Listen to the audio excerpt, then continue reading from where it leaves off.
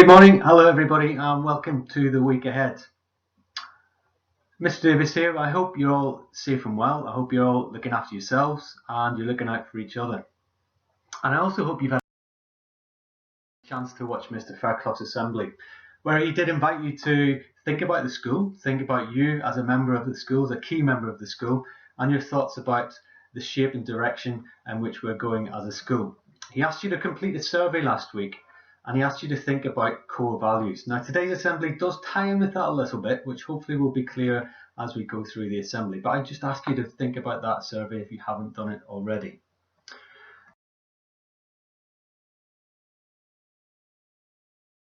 Today I'm going to talk to you about these three people. And I want you to think about what links them together. What's the link between these three people? I'm going to start with the person in the middle. She's called Kat Lamb. She's an intensive care nurse who works in a hospital down in London. Back in April, she was in the middle of her hospital and trying to support families who couldn't come and see their relatives who were in isolation, who couldn't be visited because of the coronavirus. And she came up with this idea. She came up with this idea and this initiative really, and asked members of the public to produce fabric hearts. So little fabric hearts, matching fabric hearts, and people sent them in, and she gave one to the patient and one to the family, just as some way of connecting the family together, some kind of connection and some way of reducing that sense and feeling of isolation. Left hand side there we have a furloughed plumber called Dan, who's been unable to work for a number of months. So he thought, what can I do to do something useful? What can I do to help out? So he decided to use his materials to make these little copper hearts. And he started to sell those for charity. And he raised money for the air ambulance and the local hospices around where he lived. He thought, oh, I can't work, so what can I do to help? So he did this. On the right hand side, this guy's called Steve. He's an electrician. And at the height of the pandemic, he heard about a nurse who was working long hours, who couldn't manage everything at home, and her power went down completely, shut down her house, and nothing was functioning. So he heard about this and thought, well, I can help her. So he went round, he spent the day helping and got her house up and running, connected everything up again, and did it for free. He just heard about somebody in need and thought, I can do something to help. So apart from them doing something during this difficult period, what else do you think?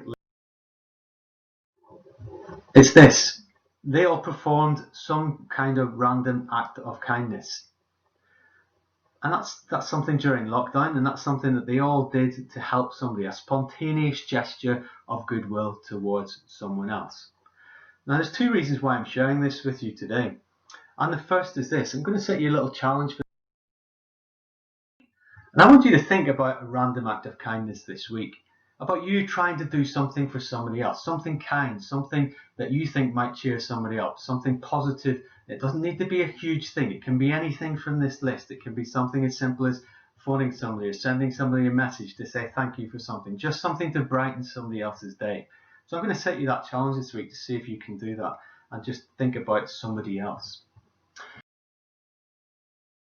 Second reason for mentioning this ties in with the assembly that you heard last Friday. Now, I've watched the same assembly, and as a member of staff, after this, I'm going to complete the staff survey. Mr. Fairclough shared his 5 core values with you in his assembly.